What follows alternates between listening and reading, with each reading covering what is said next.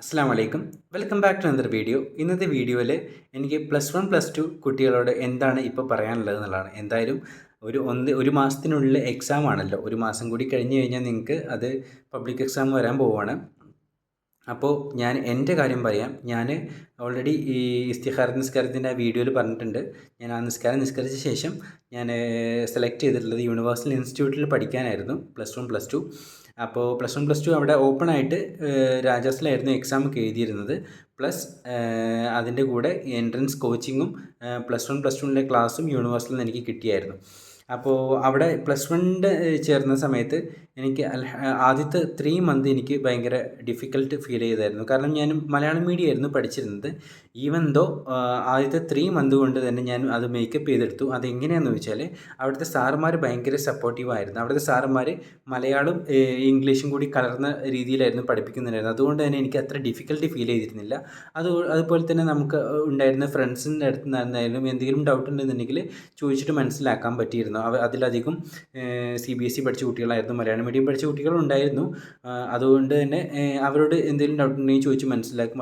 അത് കൂടാതെ എൻ്റെ സിസ്റ്ററോടും ഞാൻ എന്തെങ്കിലും ബുദ്ധിമുട്ടുണ്ട്, എന്തെങ്കിലും അതിൻ്റെ അർത്ഥം അറിയാത്തുണ്ടെന്നുണ്ടെങ്കിൽ അങ്ങനെ ചോദിച്ച് മനസ്സിലാക്കാറുണ്ടായിരുന്നു. അതുകൊണ്ട് തന്നെ ഒരു 3 മന്ത് കൊണ്ട് തന്നെ എനിക്ക് ക്യാച്ചപ്പ് ചെയ്യാൻ പറ്റി എന്നുള്ളതാണ്. +1 +2ൻ്റെ +1ൽ എനിക്ക് അങ്ങനെ ബുദ്ധിമുട്ട് ഫീൽ ചെയ്തത് അത് ക്യാച്ചപ്പ് ചെയ്യാൻ പറ്റി. പിന്നെ ഞാൻ ചെയ്തൊരു മണ്ടത്തരം, അതായത് ഈവൻ എൻ്റെ വീഡിയോ കാണുന്ന ആരെങ്കിലും ഇതുപോലെ ഇതിപ്പോൾ +1 +2ൻ്റെ കൂടെ തന്നെ കോച്ചിങ്ങും ചെയ്യുന്ന ആളുകൾ ഉണ്ടെന്നുണ്ടെന്നുണ്ടെങ്കിൽ നിങ്ങൾ ചെയ്യേണ്ട ഒരു കാര്യം ഏതെങ്കിലും ഒന്നിൽ ഫോക്കസ് ചെയ്യുക. മെയിൻലി നിങ്ങൾ കോച്ചിങ് തന്നെ ഫോക്കസ് ചെയ്യുക. അതായത് എൻട്രൻസ് ആണ് നിങ്ങളുടെ മെയിൻ എയിം എന്നുണ്ടെന്നുണ്ടെങ്കിൽ എൻട്രൻസിന് ഫോക്കസ് ചെയ്ത് പഠിക്കുക എന്നുള്ളതാണ്. എൻട്രൻസിന് ഫോക്കസ് ചെയ്ത് പഠിച്ചാൽ തന്നെ നിങ്ങൾക്ക് തീർച്ചയായിട്ടും അതായത് ബോർഡ് എക്സാമിനും അതിൻ്റെ കൂടെ മാർക്ക് കിട്ടും. ഞാൻ ചെയ്തൊരു മണ്ടത്തരം എൻട്രൻസ് ഒരു രീതിയിലും ബോർഡ് എക്സാമിന് ഒരു രീതിയിലും പഠിച്ചുകൊണ്ട് രണ്ടും രണ്ട് രീതിയിലായിപ്പോയി എന്നുള്ളതാണ്. അതുകൊണ്ടാണ് എനിക്ക് +2ൻ്റെ കൂടെ കിട്ടാതിരുന്നത്. കാരണം രണ്ടും രണ്ട് രീതിയിൽ, അതായത് ബോർഡ് എക്സാമിന് വേറെ പഠിച്ചും ചെയ്തു, എൻട്രൻസിന് രണ്ടും പഠിച്ചു. അപ്പോൾ രണ്ടും ഇൻകംപ്ലീറ്റ് ആയിപ്പോയി.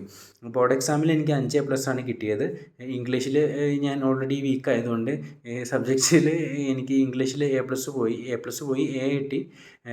ബാക്കി 5+ ഉണ്ടായിരുന്നു, അൽഹംദുലില്ലാ. അപ്പോൾ എനിക്ക് നിങ്ങളോട്, അതായത് ഈ സയൻസ് മാത്രമല്ല കൊമേഴ്സ് ആണെന്നുണ്ടെങ്കിലും ഹ്യൂമാനിറ്റീസ് ആണെന്നുണ്ടെങ്കിലും പഠിക്കുന്ന കുട്ടികളോട് എനിക്ക് കുറച്ച് കാര്യങ്ങൾ പറയാനുള്ളത്.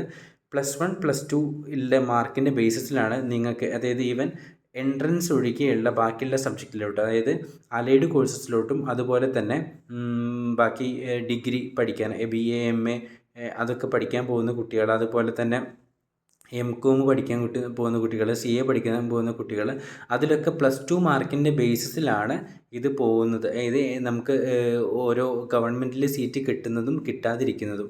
അപ്പോൾ +1 +2 മാർക്ക് വെരി ഇമ്പോർട്ടൻ്റ് ആണ്. അപ്പോൾ അതുകൊണ്ട് തന്നെ നിങ്ങൾ ഫോക്കസ് ചെയ്ത് പഠിക്കുക, നിങ്ങളുടെ മാക്സിമം നിങ്ങൾ ട്രൈ ചെയ്യുക എന്നുള്ളതാണ്. ഈവൻ +1ൽ മാർക്ക് കുറഞ്ഞു വെച്ചിട്ട് അത് നിങ്ങൾക്ക് വറി ചെയ്യേണ്ട ആവശ്യമില്ല. +2ൽ തന്നെ നിങ്ങൾക്ക് നന്നായിട്ട് മാർക്ക് എടുത്തിട്ട് പെർസെൻറ്റേജ് നിങ്ങൾക്ക് കൂട്ടാൻ പറ്റും എന്നുള്ളതാണ്. അതെങ്ങനെ കൂട്ടി കാണിക്കുക എന്നുള്ളതാണ് നമുക്ക് ചെയ്യാൻ പറ്റുന്ന കാര്യം. അപ്പോൾ അത് +1 +2കാർ നിങ്ങൾ ബോർഡ് എക്സാം ൻ്റെ സമയത്ത് ഇനി ഒരു മാസം ഉണ്ടല്ലോ, ആ ഒരു മന്ത് നിങ്ങളിപ്പോൾ എൻട്രൻസിന് ചെറിയ രീതിയിൽ ബ്രേക്ക് മതി. അതായത് ക്വസ്റ്റ്യൻ ചെയ്യാതിരിക്കലെന്നല്ല, ക്വസ്റ്റ്യൻ ചെയ്യണം. അതിൻ്റെ കൂടെ ബോർഡ് എക്സാം കുറച്ചും കൂടി ചെറിയ രീതിയിലൊന്ന് ഫോക്കസ് ചെയ്തിട്ട് 1 മന്ത് പഠിക്കുക എന്നുള്ളതാണ് എനിക്ക് പറയാനുള്ളത്. എന്നിട്ട് ആ ഒരു മന്തിൻ്റെ കഴിഞ്ഞ ശേഷം വീണ്ടും എൻട്രൻസിലോട്ട് തന്നെ നമ്മൾ റിട്ടേൺ ചെയ്യുക എന്നുള്ളതാണ് ചെയ്യാനുള്ളത്.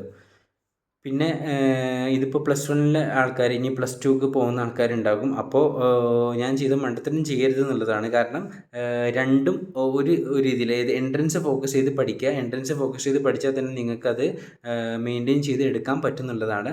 ഇൻഷാ അള്ളാ നെക്സ്റ്റ് വീഡിയോയിൽ ഞാൻ എന്തായാലും എൻ്റെ എൻട്രൻസ് സ്റ്റോറി, അതായത് എല്ലാവരും കുറേ കമൻറ്റ് കണ്ടതാണ്, എന്താണ് എൻട്രൻസ് സ്റ്റോറി, എങ്ങനെയാണ് എൻട്രൻസ് കിട്ടിയത്, അതേപോലെ നമുക്ക് ഈ എൻട്രൻസും ആഖിറത്തിനുള്ള കാര്യങ്ങളും എങ്ങനെ ഒരുമിച്ച് കൊണ്ടുപോകാൻ പറ്റി എന്നുള്ളതാണ്.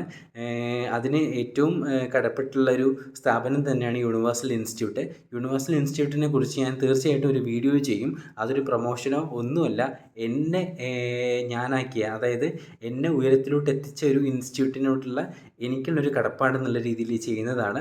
സോ എന്തായാലും അങ്ങനത്തെ ഒരു വീഡിയോ ഞാൻ ചെയ്യും ഇൻഷാ അള്ളാ. ഞാൻ എൻട്രൻസിൻ്റെ വേറൊരു വീഡിയോയും കൂടി, ഞാൻ എങ്ങനെ എൻട്രൻസ് ക്രാക്ക് ചെയ്തു, ഞാൻ എന്തൊക്കെ കൂടുതൽ കാര്യങ്ങൾ ബാക്കിയുള്ള കുട്ടികളെക്കാളും ചെയ്തിട്ടുണ്ടായിരുന്നു, അതുപോലെ തന്നെ ദീനിയായിട്ടുള്ള കാര്യങ്ങൾ എന്തൊക്കെ ഞാൻ എൻ്റെ ലൈഫിൽ ഉണ്ടായിരുന്നു എന്നുള്ളത് ഞാൻ തീർച്ചയായിട്ടും അടുത്ത വീഡിയോയിൽ ചെയ്യാം. അസ്സലാമു അലൈക്കും.